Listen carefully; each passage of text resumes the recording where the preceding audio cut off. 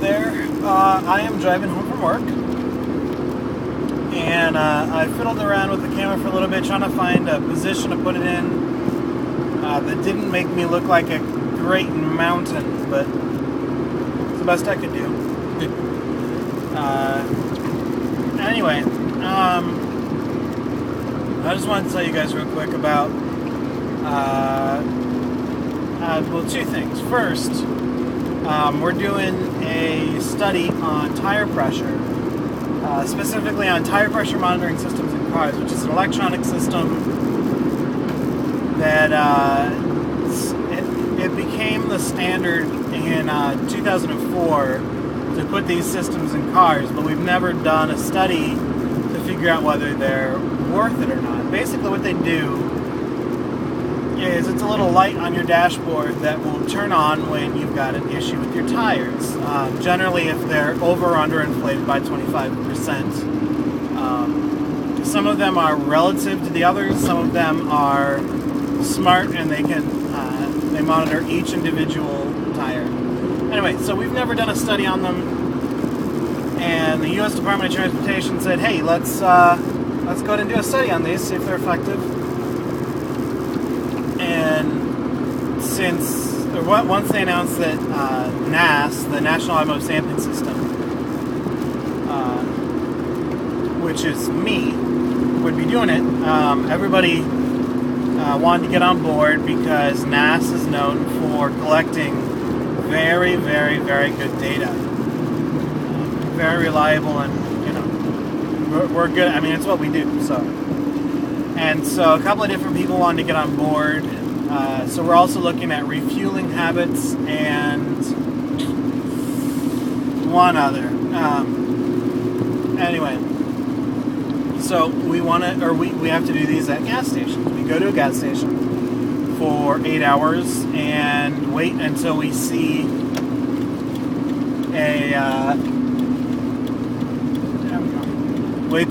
a car that is newer than 2004, because that's when it started being enforced. And if we see 2004 later, we approach. Come on, there you go. We approach the owner and do a quick interview and check their tire pressure and their tire pressure. It's really chill. It's all voluntary. If they don't want to do it, we back off. So we're doing these at gas stations.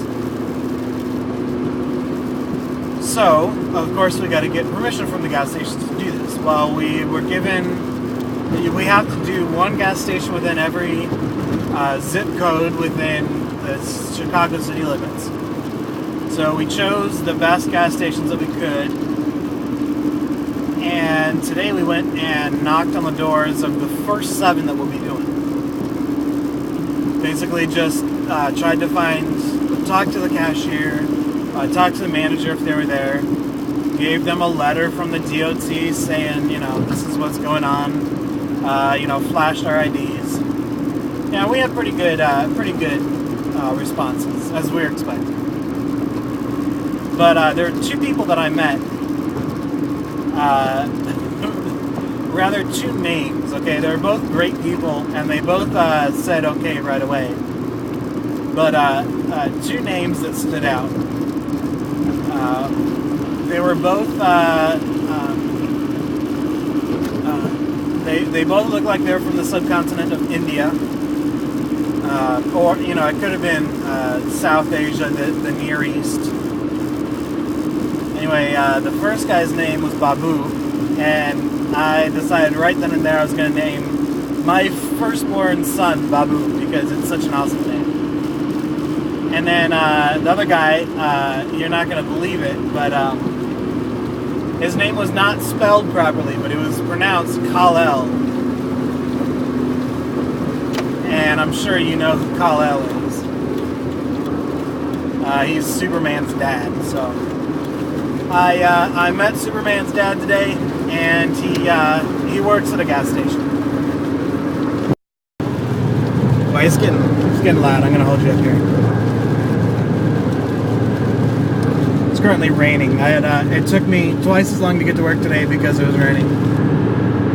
And for about half the time, it was raining so hard that I couldn't see I could only see the rear view, or the running lights of the car just in front of me. Everything beyond that was pretty much blotted out. Okay, so first thing, Kal-El and Babu. Second thing was, I just wanted to talk real quick about, okay, this is going to sound really corny, but knowing people. We relate to people by examining what we know about them and our contact with them and coming to a conclusion. Usually the things that we know about them are our interactions with them, or their likes and dislikes, which come from our interaction with them, or, you know, their views on a subject, which, you know, we don't necessarily have to interact with them. We can interact with the work that they've created, you know. And I think it's really interesting that for the first time I'm interacting with somebody, or I'm knowing things about somebody without ever having met them or interacted with them. This person is the man who I'm replacing at PSU 72 at work. And he was gone before I got there. And I don't know very much about his, you know, who he was or anything like that. But it's really interesting because the biggest source of information I have about him is not what other people say about him. Because, because for the most part, people don't talk about him. You know, for one reason or another. The way that I know him, or that I gather most of my information about him, is actually through the things that he left behind at work, because I have his desk. He left behind a whole bunch of work stuff. His computer is the same computer I'm using. I got a new camera. I'm not using his camera. And, you know, I'm kind of living in his space. And he had a whole bunch of sticky notes that he left behind. Actually, there are two sticky notes right next to each other. Most of them are names and numbers and contact people of insurance agencies, auto repair shops, and body shops, and impound lots and stuff like that. And one of them has a number and a name and a company, and it says, "Do not deal with Company X." It's a different company. It says, "Do not deal with them." And then right next to it is a sticky note with Company X and their phone number right next to it. So it seems like he called the first company, and, you know, to interact with them, and they said, "Oh, by the way, don't deal with Company X." And he wrote it down, and, you know, gotta remember, don't deal with Company X. And then went ahead and did anyway. I don't know, it's just kind of interesting.